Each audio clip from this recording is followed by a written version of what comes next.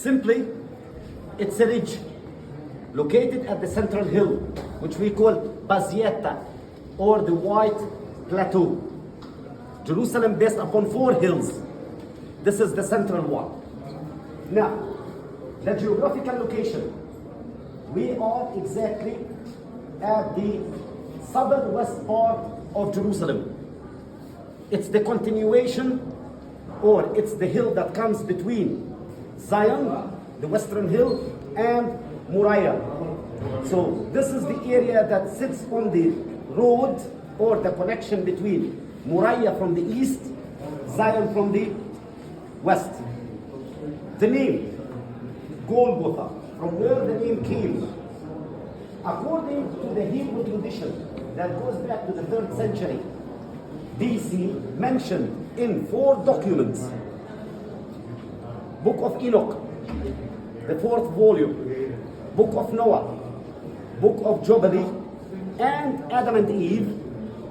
All these documents confirms that Abraham, when he met Melchizedek, king of Shalem, king of Jerusalem, he took him to Hebron. Melchizedek took him to Hebron, to the Machpelah, that later became the tomb of Abraham.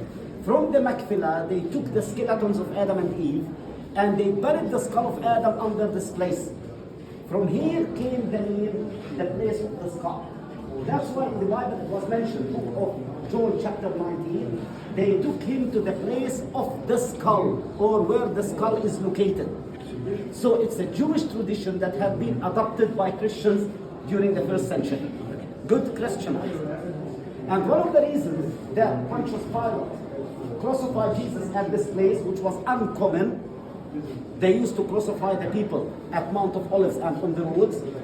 He wanted to insult the Jewish nation by crucifying Jesus at the top of their grandfather's skull. Grandfather means Adam. Before Christianity, the nations, they didn't have Adam and Eve. Each one had his own theory related to creation. So it's a Jewish biblical theory. He's insulting them by crucifying Jesus and the other two at the top of the place. Open the way, please. Now, the whole ridge, 1,800 meter square, starts from literally the middle of the market today, which we call the 7th station, you never see it, goes all around nearby the Christian quarter, continues from the monastery of Haralambos, goes to the Coptic Patriarchate, to Deir es-Sultan, continues over here, then we've got the garden and the tomb. Between the mound of the tomb and Golgotha, the garden. Then it continues all the way around as a circle under the Redeemer Church. Ends under the Redeemer Church. So it's from the 7th station all around till the Redeemer Church. This whole area called Golgotha, or the place of the skull. The whole ridge. History. The beginnings of this place goes back to the 8th century BC. It was used by King Josiah, mentioned in the book of Kings, the 2nd chapter, 14. Josiah had used this place as a quarry and as well as a cemetery area. They used to bury people over here during the mid-late Iron Age. Conrad Cheek, later on Gabi Barkay, nearby the Coptic Orthodox Patriarchate, St. James Church, they found tombs that goes back to the mid-Iron Age. And they found the remains of the quarry, which is today in the Coptic Orthodox Patriarchate. So tombs were found. Conrad Cheek spoke about them during the 19th century. 20 years ago, this information was confirmed by Gabi Barkay when he did some excavations around that area. Now, abandoned till the 1st century BC. Here comes Herod the Great. Literally, Herod peeled the mound. He uncovered the area, using it as a quarry.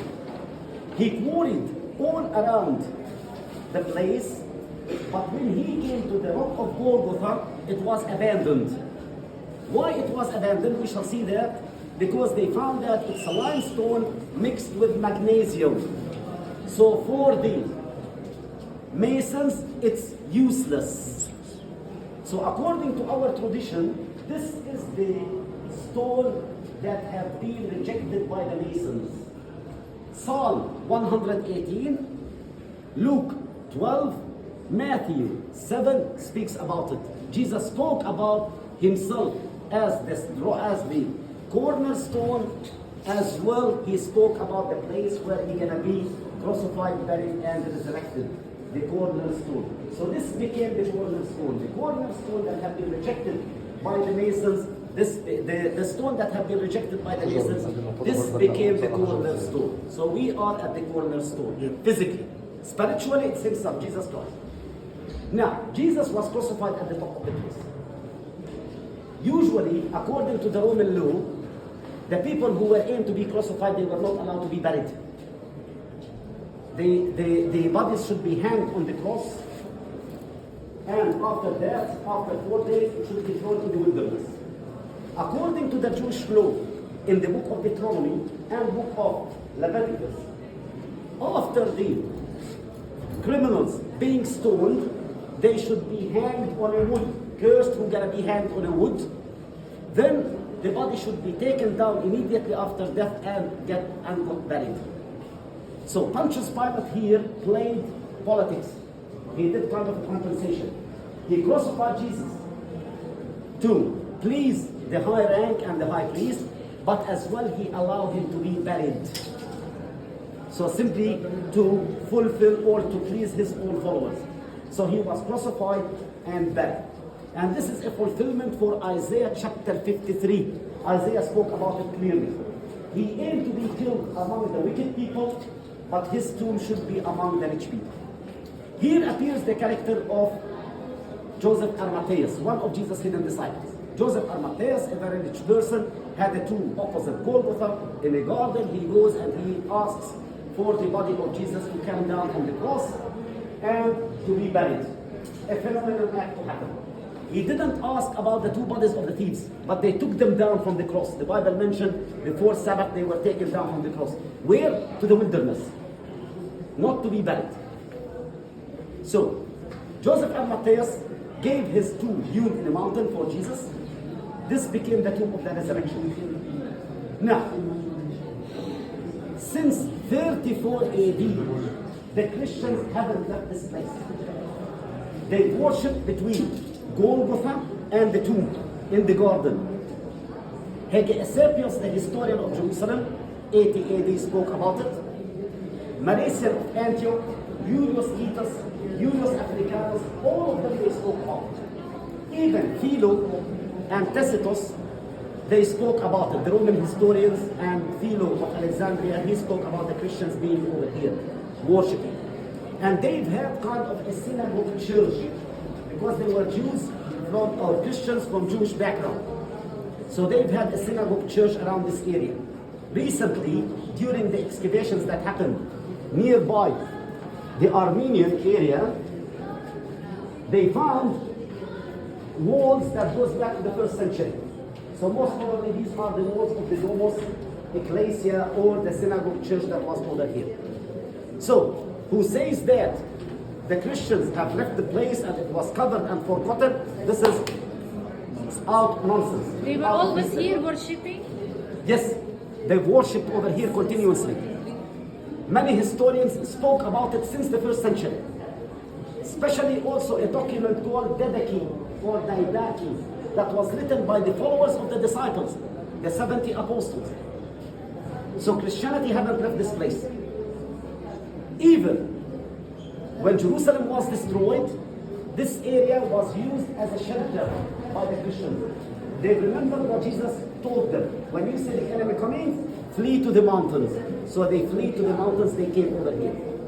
Here in the area of Mount Zion where we have been, as well as the area of Mount of Olives. This was their own shelter. Many of them, they immigrated to Galilee and to Jordan, but minority of them stayed over here. Never left the place. This continued till 132. Hadrian comes, he covered the tomb, at the top of the tomb, he built a temple for Venus or Aphroditus. Venus in Latin, Aphroditus in Greek. At the top of Golgotha, where we've got the rock, he have put the statue of Venus or Aphroditus. Now, according to Julius Africanus, according to Marius of Antioch, and Mark, Bishop of Jerusalem, Christians worshipped here nearby Aphrodite's temple, keeping and preserving the place. And they documented everything. Even they wrote sketches for the tomb before and after it was covered. And these were the sketches that they were used at Nicaea later by Josephus of Caesarea, the historian. Now, Queen Helena comes, she removes the temple, she goes 6 meters under it, even she knew exactly the altitude between the platform and the tomb. She uncovered the tomb, she found the crosses, she uncovered Golgotha, and she built the church of the Anastasis, or the church of the resurrection, that was much bigger than what we've got today. It was from 4 parts: atrium, east, west, the main entrance, martyrium, or the basilica, which is today Deir Sultan, that was from 3 levels, the Holy Garden. We're at the southern part of the Holy Garden, and it was uncovered. This area was literally covered. And Golgotha was kept a loose mound without being covered like that. They used to worship in the chapel of Golgotha over there, where we've got the Armenian monument. This was the chapel of Golgotha in the garden. It was a small chapel in the garden, chapel of Golgotha, and the Anastasis, the tomb of Jesus. The church was destroyed 614 by the Parthians, renovated 627 by Modestus, monk of Jerusalem. Then it was destroyed again 749 due to the earth, but it was recovered soon. 960, it was destroyed during the Akshidi period, and the dome was burned, recovered 980. Up till 1009, when it was totally smashed and demolished by Al-Hakim, the Fatimite Shi'i king or ruler. He destroyed the church totally. Now, soon it was recovered by his own son, Al-A'az Bidillah. Who did that? Michael IV or Constantine Manamachos, 1049. After 40 years, Constantine Manamachos or Michael IV, he upgraded the church, he minimized the church, adding 5 altars.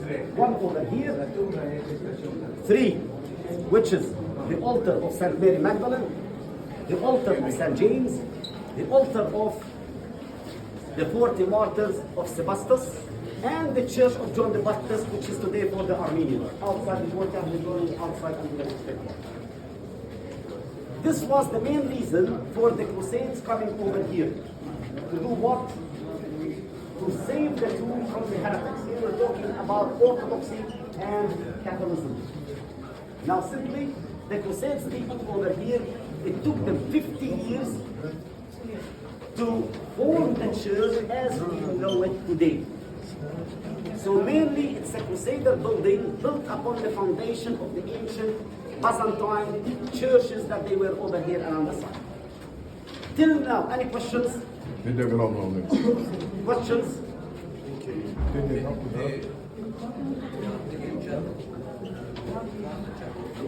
The Armenian chapel outside with the arch, this was called the Chapel of Golgotha. The chapel facing Golgotha, because no one was allowed to access nearby Golgotha. Ready? Yeah. Let's go. Now, let's start from here. Friends,